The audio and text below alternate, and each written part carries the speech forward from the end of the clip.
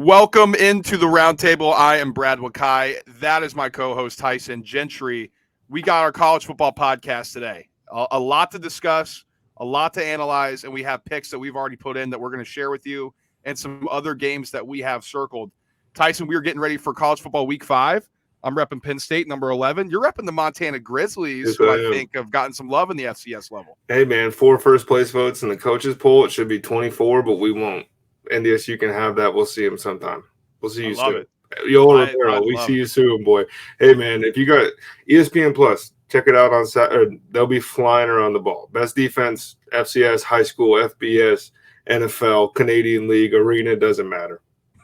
Raiders could learn a thing or two, I guess. I think that there's a chance, man, that some of those kids will be playing for the Raiders in a year or two. Man, they're stacked.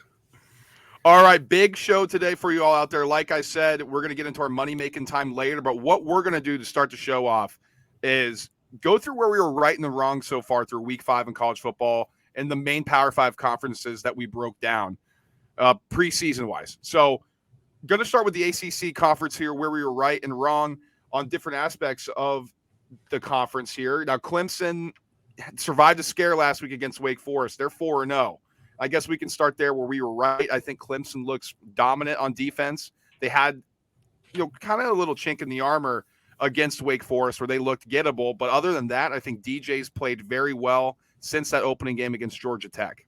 It's like the exact same. Like if I could draw like a picture of how I thought the season was going to go through 4 games, it looked an awful lot like this. Offense, super stop and start, but very explosive when they get it moving.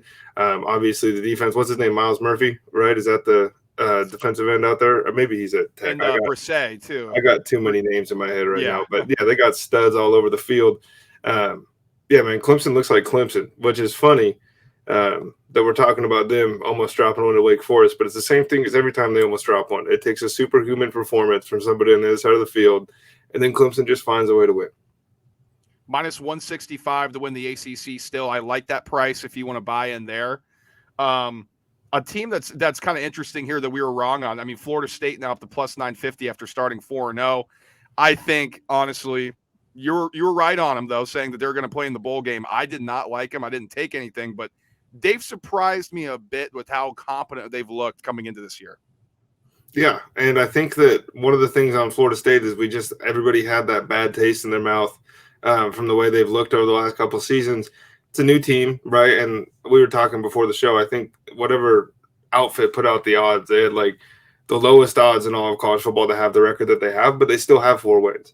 I knew they were going to go bowling. I didn't expect them, to be sitting here at 4-0 as a ranked football team, going into week 5. But that's the situation we found ourselves in. And man, it's more fun this way. When Florida State's winning football games, it's just more fun. Yeah. And I'll go through the other 4-0 teams here. So the Syracuse Orange 4-0, as well as the NC State Wolfpack, who we are high on coming in. Sean Tucker hasn't been electric like we thought, but this has been a fun offense up there in Syracuse. It's just a completely different look to Syracuse football, which I think is fun because when you think of Syracuse in years past, right, it's like, oh, man, there's just no other game on TV. And, in the early time slot, half the time this season, Syracuse is the freaking show. Like that's who you're tuning in to watch, and they look like it was worthwhile what we thought preseason. And as far as NC State goes, yes, 4-0, not how we thought really. I mean, offense hasn't been as good as we thought. Devin Leary hasn't played as well as we expected going into the year, but the defense has been awesome. And they're sitting out there at plus 700 right now. All they have to do is win one game against Clemson. They could cash that ticket for you. I like this NC State team a lot, and I know we were high on them coming in, and they've actually exceeded my expectations.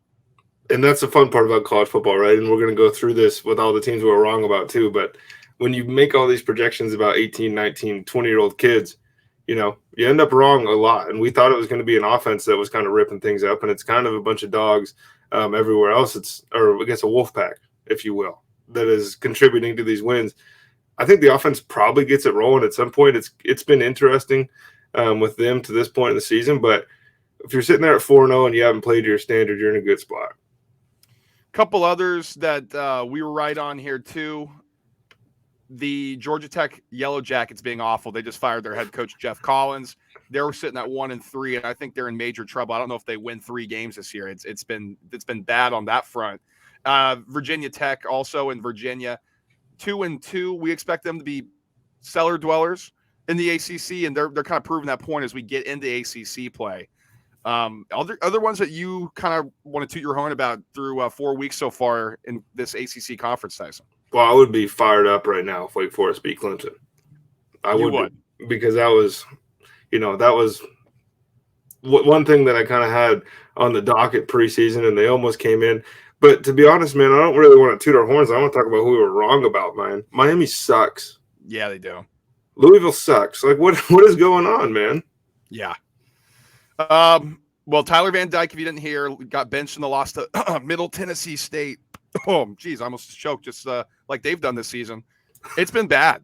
And we thought Cristobal was going to have the boys fired up. Sure, he's recruited well, but there's always been the question with Cristobal, is he a good head coach or is he just a recruiter? And so that's been the question. I think we kind of get an idea. Now, again, it's a first year. So we still have some time under Mario Cristobal, obviously, there, but we were wrong about how fast this program was going to ascend. And in Louisville, just been disappointed with their offense. Malik Cunningham's like a 6-year player, a 4-year starter. He's been there for a long time. It just hasn't clicked. Now, maybe they hit their stride, but to this point, they do not look like good football teams. No, and I think at this point in the season, you can kind of confidently say that if you're holding the season long ticket on anything besides wins, like if you had them to win their half of the ACC, even, like, you're kind of up the creek without a paddle. Both these things kind of look like, Louisville is for sure fighting a more uphill battle than Miami is right now as far as the way the conference is shaking out. But I think both these guys are kind of, they want to play in the Music City Bowl, and that's kind of where they're at. And I want to say, too, we were very high on the quarterbacks coming into the year. They've disappointed me. I mean, Brennan Armstrong without his offensive line looks average. Jerkovich out there in Boston College has been awful this season. I think that wrist injury actually had a huge impact. Isn't that nuts?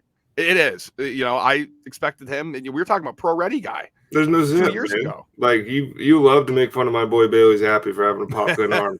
But, like, Big Phil Jerkovich is out here, he should be able to throw the ball 40 yards from a standstill even after the broken wrist. The dude, like, there's nothing, to work with there, it feels like. No, and then Malik Cunningham we touched on. He's been electric at times, but this team should be better than 2-2 with him at quarterback. And the schedule they played. So the quarterbacks disappointed me. And do you know what the funny thing is, Tyson? The one who actually exceeded our expectations was DJ Ualungale. Yeah. But that's a low bar, right? So it wasn't like he's not, Sam Hartman's been playing to expectation. And if he doesn't miss a little bit of time, he's probably leading the nation in passing right now. But as far as DJU goes, man, I mean, we weren't exactly very high on him coming into the year. I think we had him, we were talking about him in the same breath that we were talking about, like, Phil Jerkovich. And so I think that was a big miss by the kids. All right, let's move into the Big 12. And if you haven't heard, my Kansas Jayhawks are leading this conference right now at 4-0. We already cashed our preseason win total bet of 2.5. Say it again. So we are rolling, baby. Kansas Jayhawks, unfortunately, they are not getting any love in the betting market. They're still plus 2,500 to win the Big 12, yada, yada. I mean, just show them some respect as they have Iowa State coming in this week. But that was something we were right about on that front. I don't know how much more they can win, honestly. It's been a fun story. Kansas State, we thought was going to be a lot better. Adrian Martinez finally had his coming out party for the Kansas State Wildcats after a disappointing performance in the previous week where they lost. And I wasn't as high on them because I wasn't as high on him as you were. And he's, I'm glad to say he's been proving me wrong. And it's just funny to kind of watch the dichotomy of the program that he leaves and the program that he joins. And wow. They're looking at him like, why wasn't he playing like this when he was here? But he wasn't playing when he was there, so that's part of it. Got to be healthy to sling the rock, brother. That is true. Baylor at 3-1, Texas Tech at 3-1, which is shocking to me regarding the Texas Tech Red Raiders after a big overtime win over Texas. If you don't know the story about their head coach, he was a high school football coach in Texas, climbs up the ranks, and he's now the head coach at Texas Tech and has that thing rolling right now. Cool story there. I think they're above schedule or way ahead of schedule. I've been super impressed with Texas Tech. I just don't know how many more wins on the schedule they have. The one thing, though, that is for sure is it's not going to be easy to go down there and beat them. And that's what they've shown through They, I think they're 3-0 at home, 0-1 on the road this year. Yep. But obviously, the biggest win the program's had in quite a while. I don't care who was playing quarterback for Texas because that's still a better, more talented roster than Texas Tech has, and it's that's just one of those sleeper teams that when that place gets rocking, that's quietly, subtly one of the most fun environments in college football. You're right on the mullet. He's 3-0 so far. They're at Oklahoma State, and they have a big one in the rematch of the Big 12 championship game last year with Baylor this weekend, which we'll touch on in money-making time. I'm mad at you, man. You should have convinced me harder to jump on that with you. Look, man, what is it? They've won 10 games, like 4 out of the last 8 seasons. The defense just gets better over time. Gundy's a man. He told us that 15 years ago, and he's still doing it.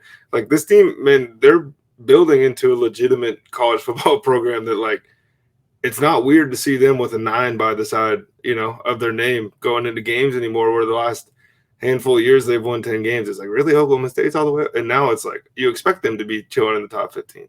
I do, at least. We also expected to be a different winner besides Oklahoma again this year. Right now in the betting market, Oklahoma State and Baylor are both tied at plus 330 to win this conference. They are the favorites. Oklahoma's at plus 400. And our preseason pick, Texas at plus 550. I hate to say it. I think we were wrong on Texas. A lot of that has to do with the Ewers injury. It's hard to say that when they're missing, probably the most electric. I'm just going to say it. I think he's the most electric quarterback in college football. Like, when this dude's playing, I think you said it, it's Brett Favre with a mullet, right? That's this dude slings the rock all over the field. I think I saw something. He's actually the highest rated college football recruit ever, which is funny that, right, when he was coming out, it was like he was tied with Trevor Lawrence and Andrew Luck and Joe Montana. Now that he's good, all of a sudden he has a perfect 1,000 rating, and they all had 999. He's at Texas all of a sudden too. Yeah, it's just that part's funny. But yeah, if that dude plays, right, they probably beat Alabama in that game if he stays in the game, and they're probably 4-0 right now, and they're chilling in the top 5. But that's the game, man. You got to play it. Right, and I think he's expected to play this week against West Virginia. Expected. So hopefully we get some good news as we get closer to Saturday. Nothing as like a broad overview we said here. We think Oklahoma's not going to win it. Now they are at 3-1, just coming off a loss. It's a good conference record-wise right now. If you look through this it looks really good because like the TCUs of the world have been able to beat up on some lesser opponents. We were high on SMU, and we were wrong about that too. But it's when you look through this conference, like if you didn't know anything about college football and you looked at these guys' records, you'd be like, oh, the Big 12 is the best conference in the country. Not a single losing record. There's only 2 teams that are 500 here. The rest have winning records. So it's been a strong performance from the Big 12 and the non-con as we start moving into them all playing each other. Big 10. Okay, now here's kind of an interesting thing going on right now. Ohio State started off shaky against Notre Dame. Since then, they've kind of flipped the switch a little bit, and they just got done blowing out Wisconsin. A defense, I think it was a little overrated, and we both thought Wisconsin wasn't going to be great coming into the season, but still, you got to win these big games. They're 4-0. Michigan's also 4-0. They haven't played a soul, and they looked to be tested. If it wasn't for a crazy 4th down conversion, another long run by their running back, there's a chance that they lose that game at home against Maryland. Penn State's 4-0. Had to go on the road and beat Auburn. Those are kind of the big 3 right there. And Minnesota is on the West. They're 4-0 and looks to be the class of that side of the Big 10. This is kind of shaping up how we expect it to be, Tyson, as we stand here 4 games into the season. And it's funny because, like, the ceilings of all those teams that you just named are different. Like, they're all 4-0, and that's true. But Michigan's ceiling has stayed the same as maybe they get into the college football playoff and get trounced by Georgia or whoever again in the first game. Ohio State still looks like there's a level that they haven't reached. And then Penn State, you're wearing the hat, man. But yes, sir. Like if Sean Clifford's the quarterback all year long, they're not going to win enough games or really any important games at the end of the year. Maybe they can sneak their way into a conference championship, which would be huge. I think for James Franklin, would be huge for Penn State.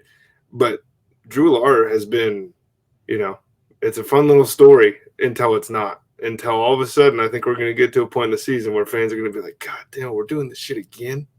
Like, we're still with this guy. Yeah. But injuries and things like that, but Drew Lohr, man, it's funny. Week 1 against Purdue, he comes in and we hear the Ben Roethlisberger comparisons, and then he starts moving around. And it's like, oh, that's not Ben Roethlisberger at all. Like this dude can play. Yeah. Yeah. And I mean, I think Penn State to this point has the best resume out of anybody in the Big Ten. They are 2-0 at home, 2-0 on the road. They had to go to Auburn, who doesn't look like a great team, but it's still an SEC school. And they had to go at Purdue in the first game of the year. Michigan, Ohio State have played all their games at home. And Minnesota's had one away game, and that's against Michigan State, who I think is going to be bad this year. They're 2-2, and they're last in the Big Ten East. So if you look at it, Penn State's best resume right now, but it doesn't matter at this point in the year as we get closer and closer to big boys starting to play in the conference play each and every week. Now, I'm disappointed. I was 3-1. I'm starting to get a little nervous about that win total bet, and their defense is amazing. Their offense stinks, so I was right about that, but I don't know if they're going to lose enough games in the West for me not to hit that under bet. Nah, and in the Big Ten West, man, you don't even have to play offense. Try out there, play defense. You win. They just get 2 safeties a game. They're chilling. They're good. And I was definitely wrong about Northwestern, unfortunately, 1-3, and Nebraska 1-3. It might be a bad start to the West for me. Might not hit Iowa. I think I'm going to hit Minnesota, but other than that, just what am I doing? Hey man, that year-over-year tradition of me looking at the Big Ten West, picking out who people like and taking unders, it pays, man. It pays every year. That is fair. That is fair. And Scott Frost actually made it less time than I thought he would. So that's a big win for you. I think that's something I was wrong about. I thought he'd at least get to week 6. But you were right that he's a slap and he's going to get fired. I'm not the only one that was saying that. I can't be the only one in the country that knew that dude. I mean, that's the one thing, though, is like they're 1-3 right now, 0-1 in conference. But there's got to be a little bit of juice, flying around there because there's people there that want to be able to keep their jobs for the next regime. So now all of a sudden, like the coaches probably have more life than they did when Scott Frost was there. It doesn't change the fact the team sucks. But in college football, man, effort, especially in the Big Ten West, man, you play hard, you can win games. And if they lose to Indiana this weekend, that will push our win total over on Indiana. The 3-1. You guys bet Indiana? What are you talking? I'm telling you, I think they're going to hit it. At least push. There's no way they don't get another one on the schedule. And shout out to Nick Wakai. Yes, sir. Yes, sir. Pac-12. Tyson, I am going to toot my own horn here because USC looks legit. 4-0. They look electric. Now, their offense did sputter a bit against Oregon State, and they had to actually grind one out, which I think is good for them in the long run. But I'm proud of how my USC prediction's looking right now. Yeah, and they've done it in ways that have been, contrary to Lincoln Riley football. They go out, they win a Pac-12 after dark game 17-14. Like, first of all, that's contrary to Pac-12 football. No Pac-12 after dark game should end 17-14. They should have to play another 60 minutes to give us the chaos that we want. But, yeah, they look good. And obviously, they went out and took a lot of talent from just about every other school in the country this offseason, and those guys are coming together. Jordan Addison went from, 5th, 3rd on people's draft boards preseason as far as receivers go to all of a sudden it's like, I don't know if Jackson Smith and Jigba is going to go higher than this guy. Like, this guy's good. Absolutely. And I think one that we were intrigued by, didn't really know how it would look, is Washington. Right? I love Kalen DeBoer. I think he's awesome. I love him at Fresno State. I mean, he's a great offensive mind. Then you pair him up with Michael Penix, who we said if he plays, he's going to be good. It's the if he plays part that's the biggest question about it. He's played awesome to this point. Washington's rolling. They're 4-0. UCLA also 4-0. We said they're going to have an easy schedule, but hey, you got to win the games that are on your schedule. They had a close one against South Alabama, but Chip Kelly's got it rolling still. And that's set up to be just a Pac-12 classic this weekend. We got Michael Penix leading the country in passing. I know it's only by 2 yards, but he's still leading the country in passing. I had somebody, I was at a wedding this weekend, and somebody was asking me, they said, dude, have you seen this freshman kid from Washington? He can throw the ball. And I was like, no, remember when 9-win Indiana was a thing? And he's like, yeah. I was like, that was that guy. And he's like, no shot. So that's the improvement that I feel like Michael Penix has shown in being able to sling the ball. And maybe, just maybe, it's a bit of a conference thing as well. I was wrong on California. They got 3 wins. I have their under 5.5. They are much better coached than I thought coming into the season. And on the contrary, I thought Stanford was going to be better than they were, taking their win total over 4.5. They have 1 win right now, I believe. Yeah, and Emmitt Smith's son just tore his knee up, so he's going to be out for the year there. So not looking bright out there in Palo Alto. So I think those are a couple losers for me that I was wrong on. Yeah, and Oregon State's been interesting because I had them over 7.5 preseason. They're sitting here at 3-1, but they haven't looked the part yet to me of a team that can win 8 games in a college football season. Well, Tyson, they're 5.5. We got them at 5.5. Oh, it's 5.5. Yeah. I have. So when we talk about these lines, we refer to FanDuel, but I live out here in Montana in the Wild West where my odds are just made up. And so I have them at 7.5 over here, and I still took it, man. You were confident. You were rooting hard against them, against USC then, and because you have under USC and you have over Oregon State. Oh man, that's a double whammy for you. Yeah, but I'm used to it. That's just the game that we play, man. But one thing, the bottom of this conference is playing out almost exactly how not just us, but how Vegas had predicted. Like these bottom 4 teams in this conference suck. And that just is what it is. And you preseason, what'd you get Stanford at? Was it 2.5? Let's see. I got it right here. Stanford was 4.5. Oh, buddy. I know. That takes it. I mean, hopefully the Kansas bet pays for your Stanford loss. Well, let's hope Arizona. So Arizona's playing Colorado this week. They're a 17-point favorite. If Arizona wins, I will hit that Arizona over 2.5. We'll take it. So that we'll take it. I also have Arizona State under 5.5 plus money. Herm Edwards has been fired. I still can't. That's a dumpster fire there. Oh, it's worse than that, man. Like when you don't get, like we talked about, man, he didn't get tarmacked. He got end zoned. He got end zoned. Yeah, that's a new thing. No more getting Kiffined. It's all about getting hermed. Hey, man, getting hermed is having a fall guy. True. That is true. All right, let's move into the big boys, the SEC, and very interesting update here. Oh, I meant to update this as well. Big Ten still the favorite. Ohio State minus 250, rightfully so for me. Michigan at plus 500. Penn State at plus 800. Are you interested in Penn State at that number? I'm not. I'm more interested at Minnesota plus 1,000. Okay, that's what I was wondering because it gets tough when you got the fan hat on and the alumnus, I suppose, hat on, right? I mean, there's a lot to like about Penn State, but it's it is still the Ohio State show. Exactly. So if you want to win, I'd say take Ohio State. If you want to dabble on something, if Minnesota wins the West, it's one game in the Big Ten championship game at plus 1,000. That's not a bad option there. And I don't think going in you're going to get plus 1,000 on the line itself. And then last one before we get in the SEC, Pac-12 update. USC's the favorite plus 160. We barely even talked about Utah plus 260. They've looked how we expected after that Florida loss. So they got things rolling there. And then you got Oregon plus 390 and Washington plus 500 after that. Tyson, the SEC's your conference, man. You want to lead it off? Where have you seen that we've been right so far? And we'll start there. Well, let's start with Hendon Hooker.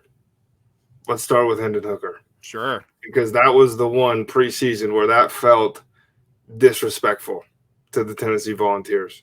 And then they almost Tennessee volunteered themselves on Saturday, but they didn't.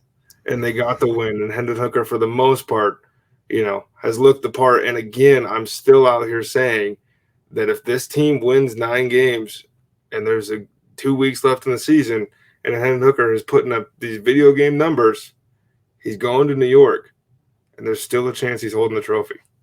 And we also have Tennessee to win 10-plus games. So if they can beat everybody and even they can afford to lose to Georgia. Oh, and by the way, man, I want to air some grievances here. Florida is playing Eastern Washington this weekend. Who the fuck scheduled that game in week 5? What do we like? What does this happen? Like this is what pisses me off about college football. I'm all about cupcake games, tune-up games, whatever. It's when they happen in week 5, and I'm an LSU fan. I hate when LSU schedules an FCS school the week before they play Alabama. That shouldn't be how this thing goes. We're in conference play, fellas. let's get some non-cons on the schedule. Like if you can't find anybody, then find somebody better than Eastern Washington.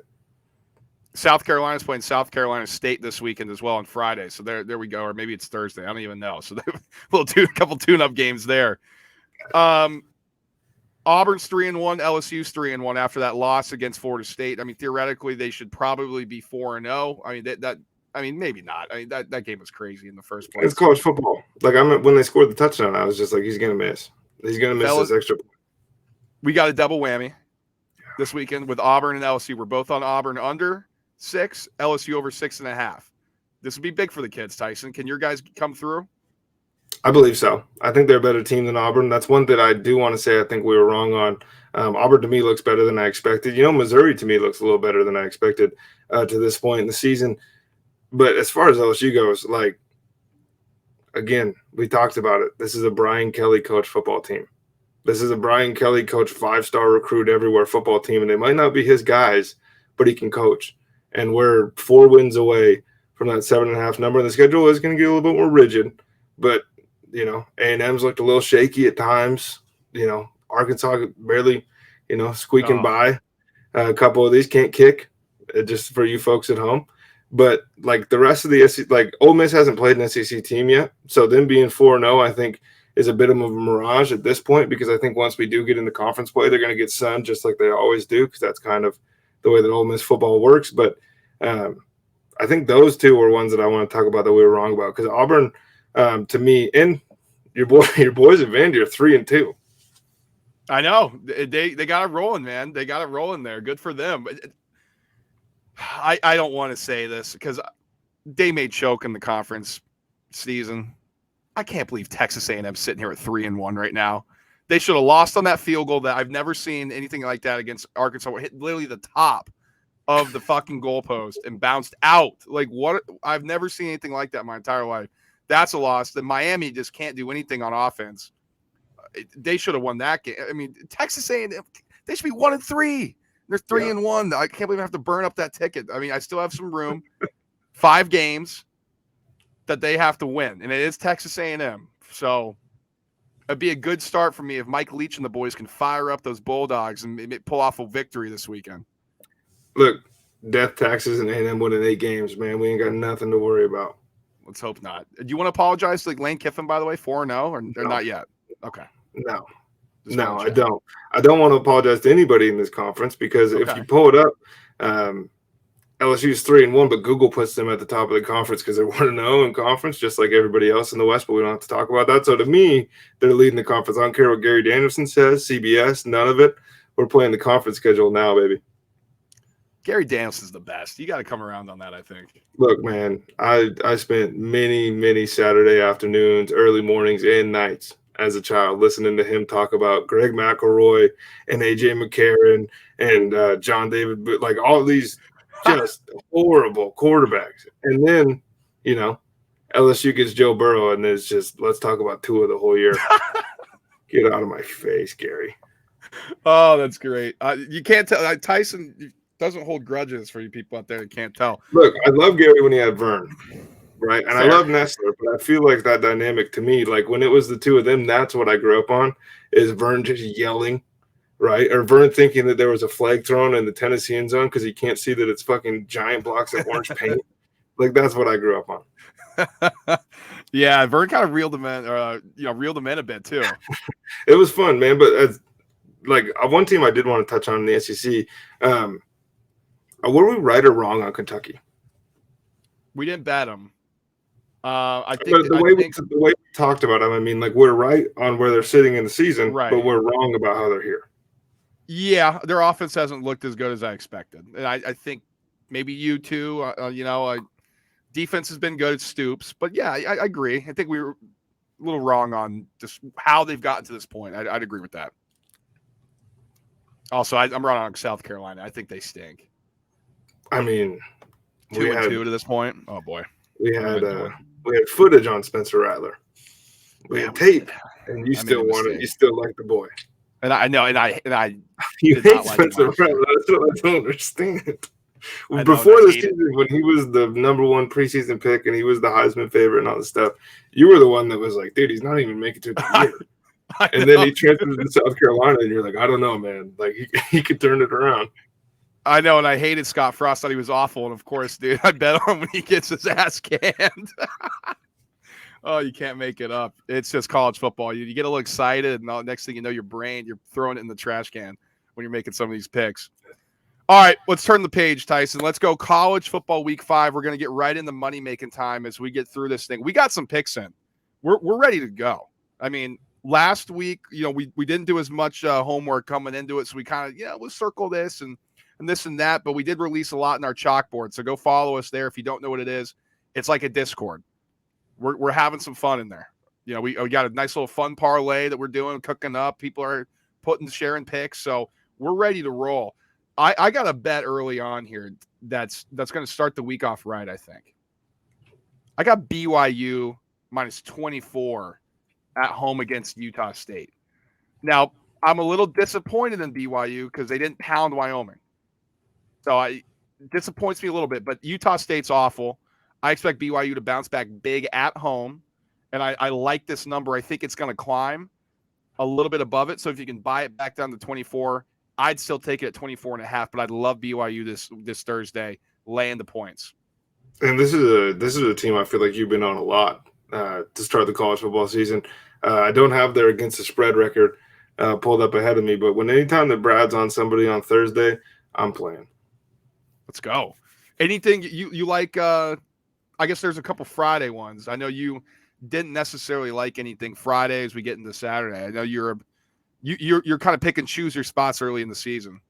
Well, that's a crappy part too. Is now it's week 5, and I still don't truly know like what's going on with a lot of these schools. Man, when you're our age, everybody's getting married. You got stuff to do every Saturday, so you're just trying to catch up, get it where you can. You're watching ESPN Plus on your phone while you're standing in right behind the groom at the wedding, right?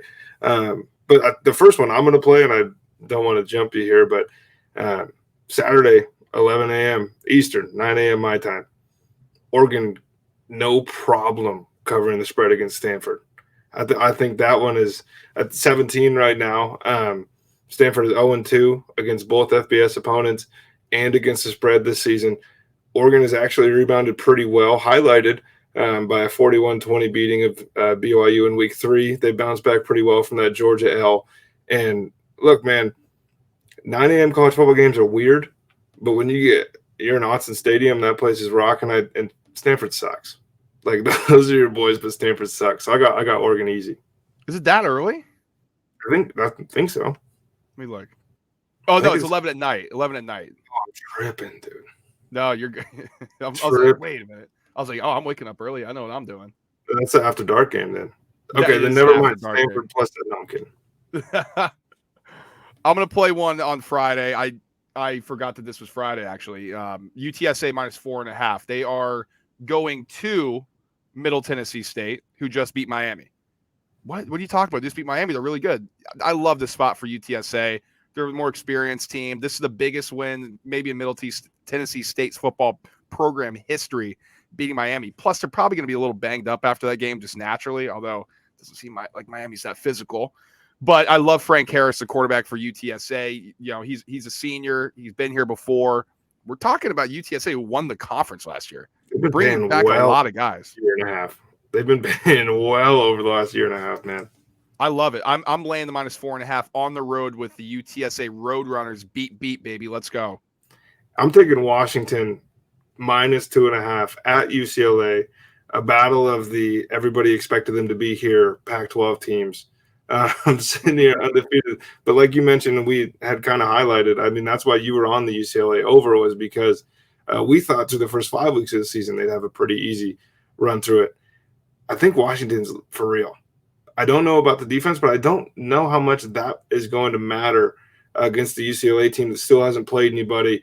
Washington has had big-time schools in there, and they beat big-time schools. And I know Michigan State is down, but that's still a non-conference Power 5 opponent that you spend time game planning for, and you go out and you throw the ball all over them. This thing at 66.5 is also interesting to me because I think that there's just going to be a lot of points in this one. I love Air Force minus 14 this weekend against Navy. Navy has not been impressive. Air Force has. And, yeah, they laid a stinker against Wyoming. It was the first time Wyoming's beat them in, I want to say, 9 games or something that Wyoming and Air Force have played. Wyoming's been a pretty good team the past few years. This Air Force team is legit. I mean, they're explosive on offense, even with that triple option. They're going to play – they just have better players than Navy. I expect them to roll in this one, and they've taken care of business in the Armed Forces games the past 3 years. So I think Air Force continues to roll, and they get it done laying the points here. Another one that I think we're both on here, Michigan minus 10.5 at Iowa. You kind of laid out that Iowa's better than we expected, but you also mentioned the fact that they can't score the football.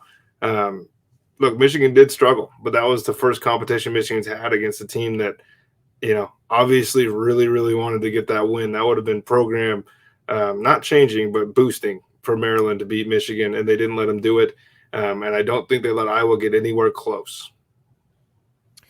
Yeah, I mean, to your point, I'm probably going to play that too. A set of power rankings I trust has Michigan as a 14-point favorite in this one, just based on how they rate the team, and I kind of agree with that. I don't think that Michigan is going to look that inept on offense like they did against Maryland. I think they are going to figure some things out this week. What can they do? What can they not? But if they do make those mistakes, Iowa will capitalize. I just don't expect that to happen. They have better athletes. I'm going to play another one I think you're on too, Tyson, the Oklahoma State money line against Baylor. This is a rematch of the Big 12 championship game from last year. Now, it's kind of a different looking team here because Baylor doesn't have the same defense as last year, and Oklahoma State doesn't either.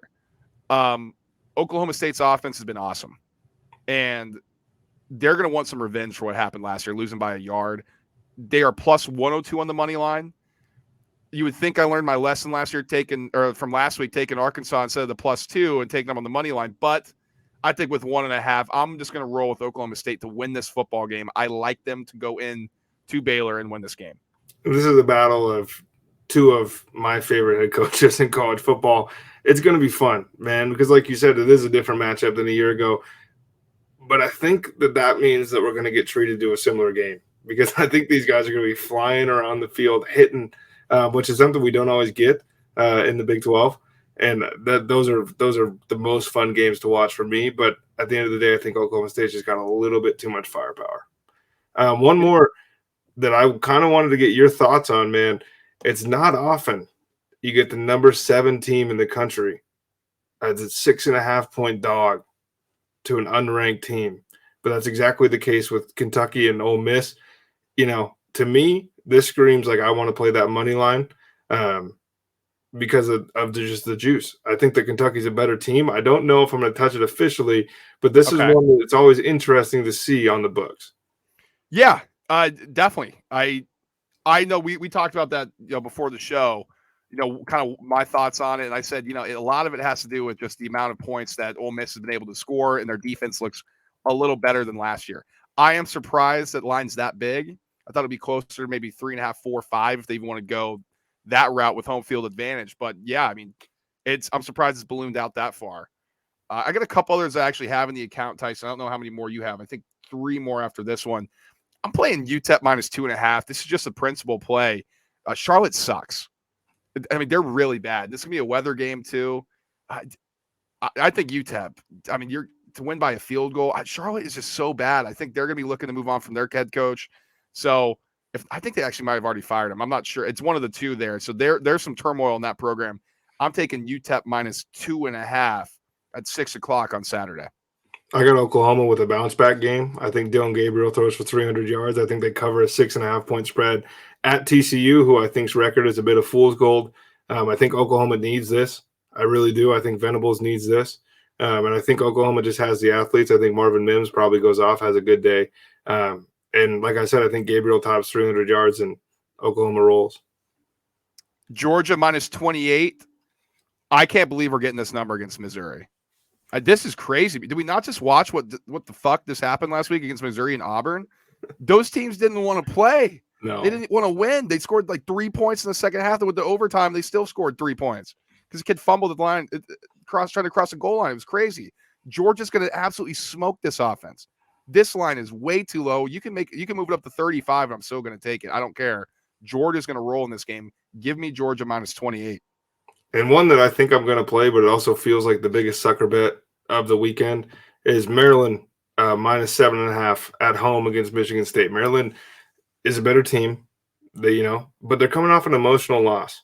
And in college football, these things matter because, like you were talking about with Middle Tennessee State, they're coming down from this emotional high. Maryland just put everything out on the line and just didn't quite have enough. But I still think they're better. I think they need to win this to get to where they want to be, because I don't think that their goals are a 6-win bowl game. With this many seniors on the team, I think these guys still are looking at this conference like all these guys got to play each other. We just got to beat we got to beat the Penn States and the Ohio States of the world to have a shot at this thing.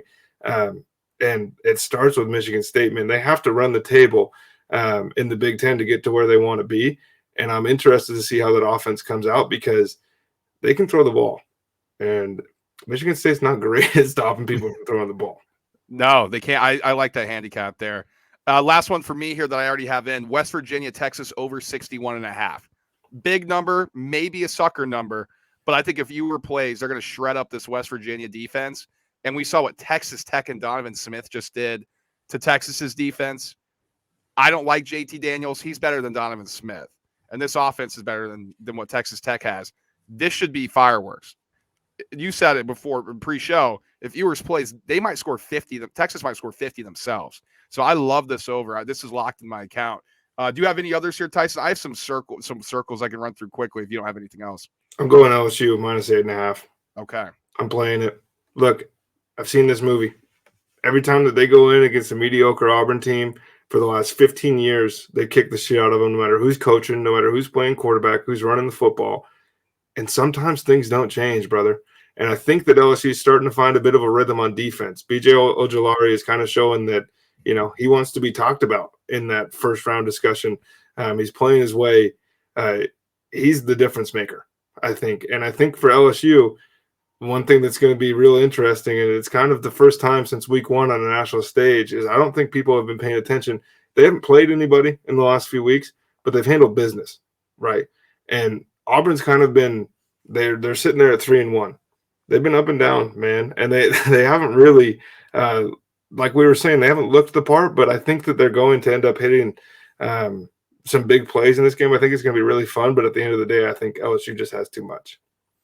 Yeah, I mean, this would be so good for us. And like you said, pre-show, one guy is trying to establish himself in the SEC, and the other guy's trying to lose his job. Yeah, the other guy wants his buyout. He was pissed they beat Missouri. Brian Harsin. Oof. All right, I'm going to run through some leans I have. These are some games I have circled for everybody out there. Not official plays yet. I want to do a little more research on it. Kansas State -7.5. I want that to come down to 7 to be comfortable playing it.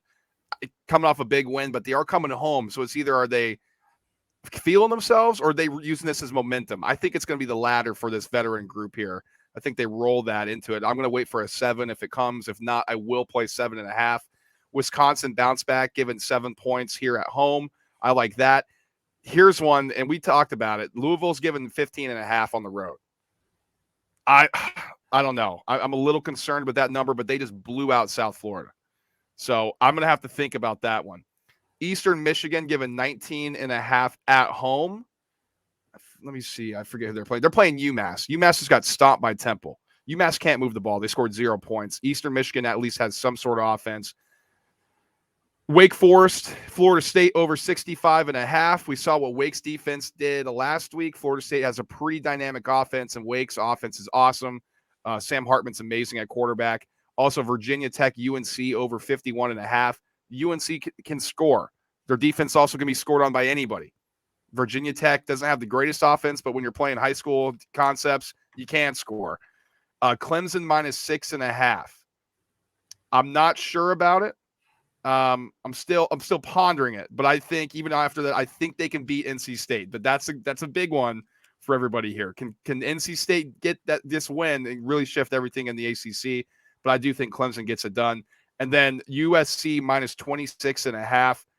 This is a big number, and they didn't cover. They didn't look necessarily great last week, but I don't know. I just don't want to get in front of this freight train. So USC -26.5 is another one I've circled.